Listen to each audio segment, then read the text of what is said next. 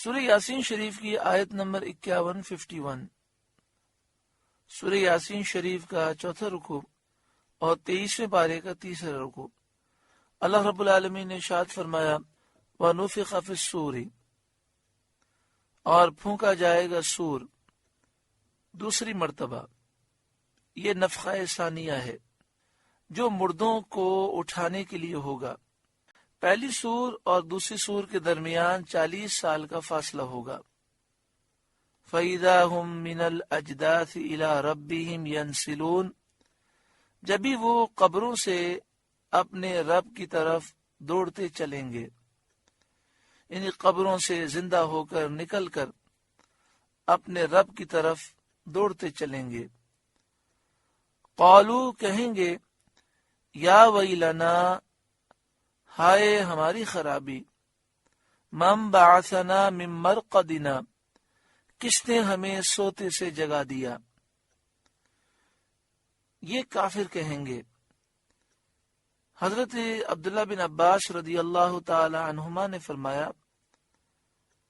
کہ وہ یہ بات اس لیے کہیں گے کہ جب پہلی سور پھونکی جائے گی اور دوسری سور کے درمیان جو فاصلہ ہے 40 سال کا، تو حضرت عبداللہ بن عباس فرماتے ہیں اس فاصلے میں ایک سور سے دوسری سور کے درمیان ان سے عذاب اللہ تعالیٰ اٹھا دے گا۔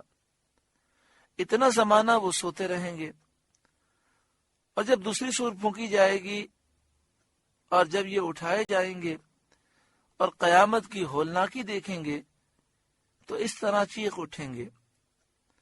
بعض مفسرین نے فرمایا کہ جب کفار جہنم اور اس کے عذاب کو دیکھیں گے تو اس کے مقابلے میں قبر کے عذاب کو وہ ہلکا سمجھیں گے، اس لیے وہ ویل اور افسوس پکار اٹھیں گے اور اس وقت یہ کہیں گے کہ ہمیں کس نے سوتے سے جگا دیا۔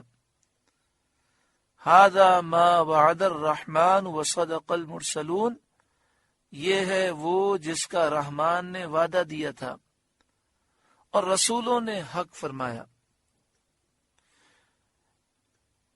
یعنی مفسرین فرماتے ہیں کہ وہ اس وقت اقرار کر لیں گے اور کہیں گے ہاں یہ وہی ہے جس کا وعدہ رحمان نے دیا تھا اور رسولوں نے سچ فرمایا تھا، لیکن اس وقت کا اقرار انہیں کچھ فائدہ نہ دے گا۔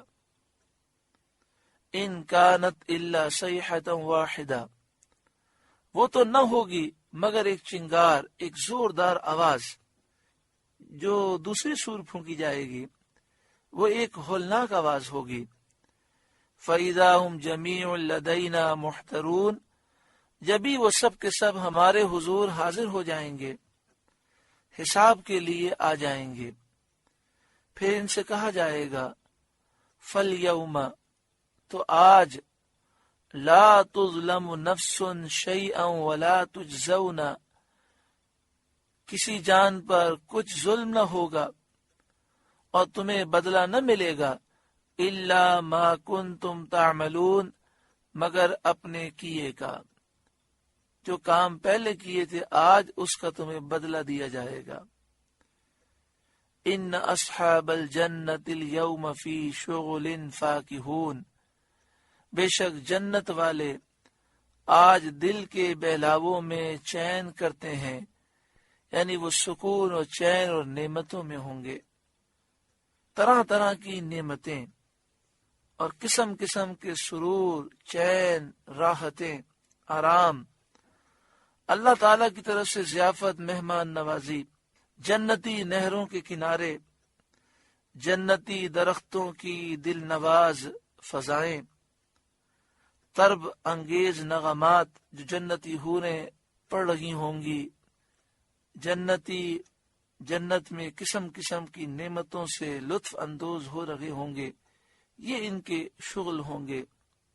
ہم وازواجہم فی ظلال علی الارائک متکئون، وہ اور ان کی بیویاں سایوں میں ہوں گی، تختوں پر تکیہ لگائے۔ لہم فیہا فاکہہ، ان کے لیے جنت میں میوہ ہے، قسم قسم کے میوے اور پھل ہیں۔ وَلَهُمْ مَا يَدَّعُونَ، اور ان کے لیے ہے اس میں جو وہ مانگیں گے۔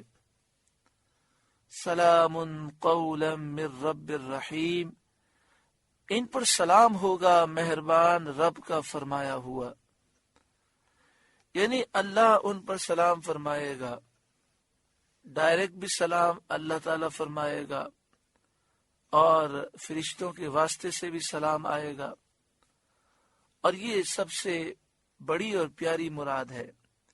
فرشتے جنتیوں کے پاس ہر دروازے سے آ کر کہیں گے تم پر تمہارے رحمت والے رب کا سلام، سلام قولا من رب الرحیم، ان پر سلام ہوگا مہربان رب کا فرمایا ہوا۔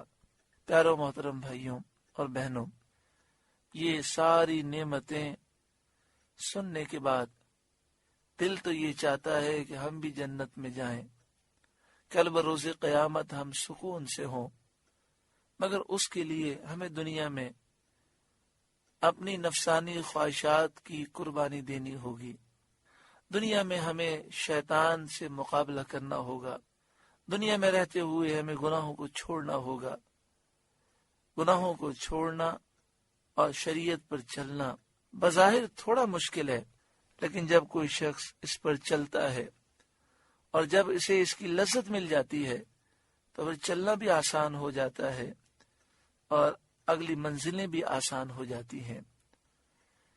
اور جن لوگوں نے اپنی آخرت برباد کی، یعنی جو جہنمی ہوں گے، ان کا حشر بہت برا ہوگا۔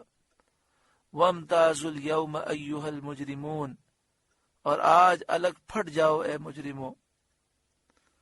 جس وقت مومن جنت کی طرف روانہ کیے جائیں گے، اس وقت کافروں سے کہا جائے گا کہ الگ پھٹ جاؤ، مومنوں سے علیحدہ ہو جاؤ۔ ایک قول یہ بھی ہے کہ یہ حکم کفار کو ہوگا کہ الگ الگ جہنم میں اپنے اپنے مقام پر جاؤ۔ الم اعہد الیکم یا بنی آدم اللہ تعبدوا الشیطان، اے اولاد آدم، کیا میں نے تم سے عہد نہ لیا تھا کہ شیطان کو نہ پوجنا؟ یعنی تم پر نبیوں کو بھیجا اور نبیوں کی معرفت تم سے عہد لیا کہ شیطان کی فرمانبرداری نہ کرنا۔ انہ لکم عدو مبین، بے شک وہ تمہارا کھلا دشمن ہے۔